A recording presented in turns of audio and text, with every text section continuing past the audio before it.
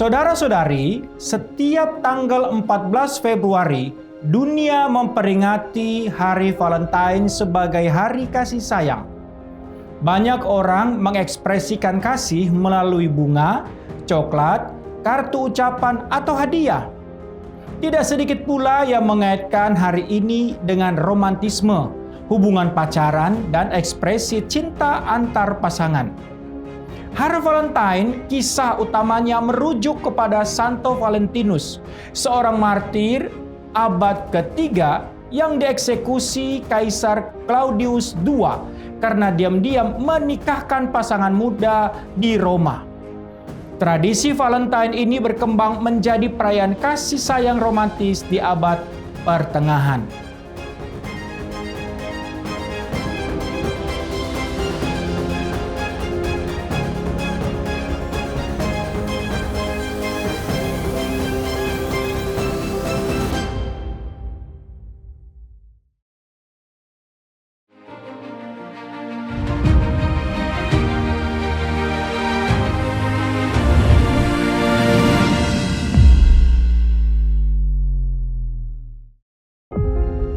Shalom, bertemu bersama saya Edward Purba. Cinta kasih Tuhan kiranya selalu beserta Anda, seluruh fans Ikatan Kristen Nusantara.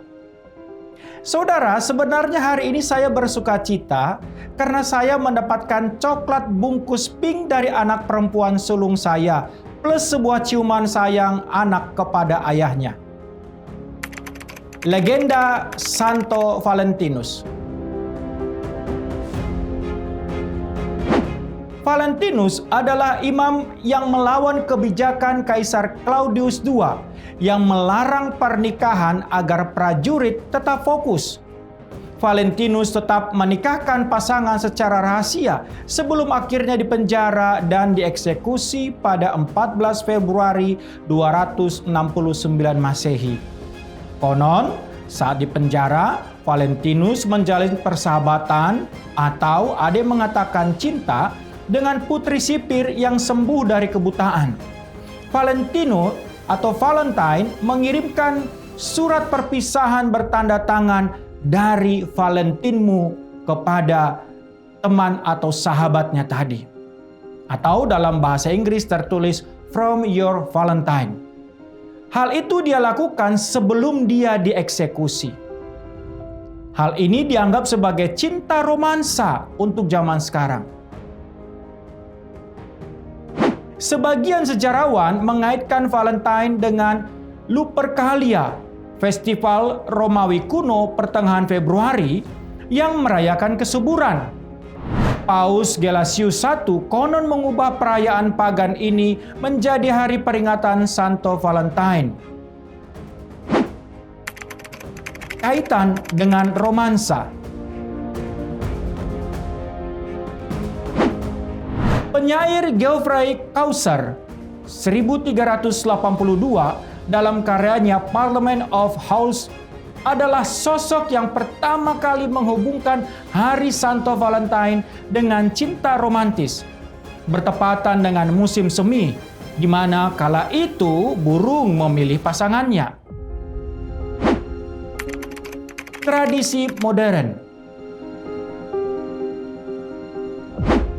Tradisi bertukar kartu, coklat, dan bunga berkembang di Inggris abad ke-18 dan semakin populer di dunia modern seperti hari kasih sayang yang kita rasakan sampai dengan hari ini.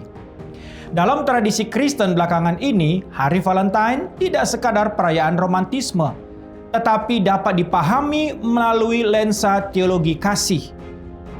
Agape, kasih ilahi yang berkorban. Eros, kasih hasrat. Philia, kasih persahabatan. Dan kasih storge atau kasih keluarga. Sejarah Gereja Barat menunjukkan bahwa figur Santo Valentinus dikaitkan dengan kesetiaan iman dan pembelaan terhadap pernikahan Kristen. Teologi klasik dari Agustinus menegaskan bahwa kasih sejati mencapai kepenuhannya ketika diarahkan kepada Allah dan diwujudkan dalam pengorbanan serta komitmen perjanjian. Namun, sebagai orang percaya, kita perlu bertanya, bagaimanakah Alkitab memandang kasih? Apakah Valentine hanya sekadar budaya dunia? Atau ada makna teologis yang dapat kita refleksikan sebagai umat Tuhan? Hari Valentine memberi kita kesempatan untuk tidak sekedar mengikuti tradisi, tetapi untuk merenungkan kembali hakikat kasih yang sejati menurut Allah.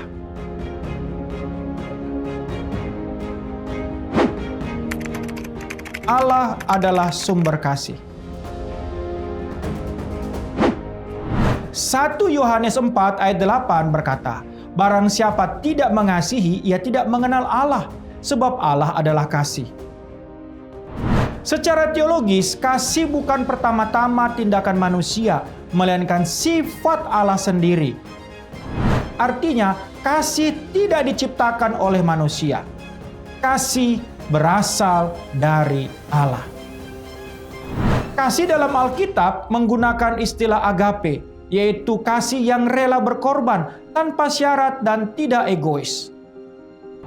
Puncak kasih Allah dinyatakan dalam Yohanes 3 ayat 16. Karena begitu besar kasih Allah akan dunia ini, sehingga ia mengaruniakan anaknya yang tunggal. Kasih Allah bukan sekedar perasaan, melainkan tindakan penyelamatan.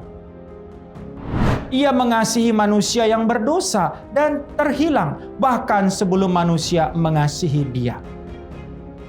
Maka, Valentine sejati bukan bermula dari cinta manusia, tetapi dari salib Kristus.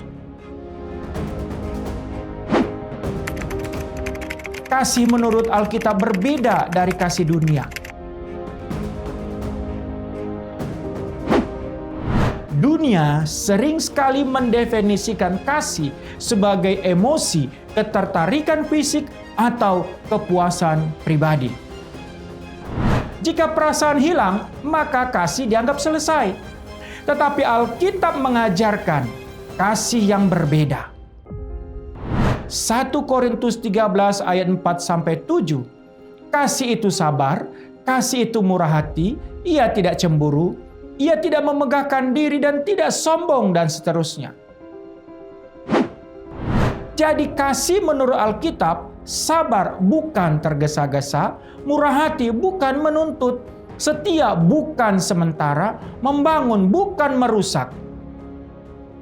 Secara teologis, kasih Kristen adalah kasih yang berorientasi pada pemberian diri, bukan pengambilan keuntungan. Maka, Valentine bukan hanya tentang menerima hadiah, tetapi tentang memberi diri untuk mengasihi sama seperti Kristus yang sudah memberi dirinya untuk kau dan aku sebagai penebusmu.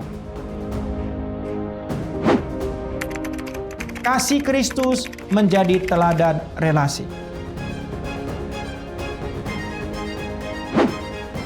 Efesus 5 ayat 25 berkata, "Hai suami, kasihilah istrimu sebagaimana Kristus telah mengasihi jemaat dan telah menyerahkan dirinya baginya." Kasih Kristus menjadi standar bagi setiap relasi.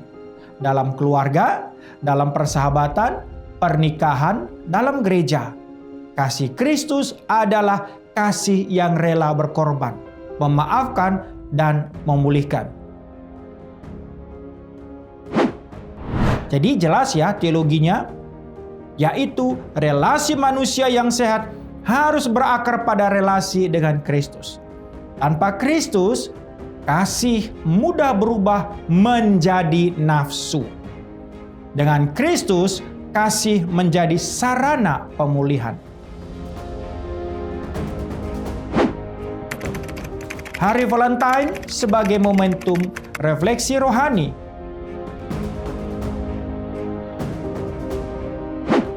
Sebagai orang percaya, kita tidak harus menolak Valentine, tetapi menebus maknanya. Valentine dapat menjadi waktu untuk mengucap syukur atas kasih Allah, waktu untuk memperbaiki relasi yang rusak, waktu untuk mengampuni, waktu untuk menunjukkan kasih kepada yang kesepian, miskin, dan terluka. Tuhan Yesus berkata dalam Yohanes 13 ayat 34-35, Aku memberikan perintah baru kepada kamu, yaitu supaya kamu saling mengasihi. Artinya, kasih menjadi identitas kita orang Kristen. Saudara-saudari sahabat IKN, kasih sejati tidak diukur dari seberapa mahal hadiah yang kita beri, tetapi dari seberapa besar kita bersedia mengasihi seperti Kristus. Mari pada hari Valentine ini kita kembali kepada sumber kasih itu sendiri, Yesus Kristus.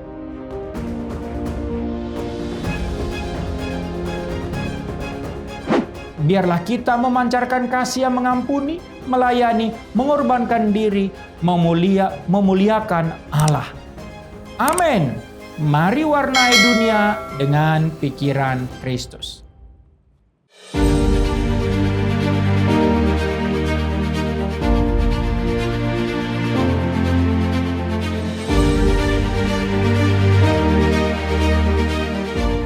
Ikatan Kristen Nusantara adalah komunitas lintas denominasi yang rindu melahirkan generasi Kristen yang maju dan terdepan. Mari berkolaborasi dan bersinergi dengan kasih untuk mencari, membina, dan mendanai anak-anak berprestasi yang terkendala biaya kuliah, lalu mengutus mereka ke dalam dunia dan mempercayakan mereka untuk mendukung gereja dan lembaga Kristen lainnya, agar terus melahirkan generasi unggul dan memberitakan kabar baik supaya keselamatan yang daripada Tuhan sampai ke ujung bumi.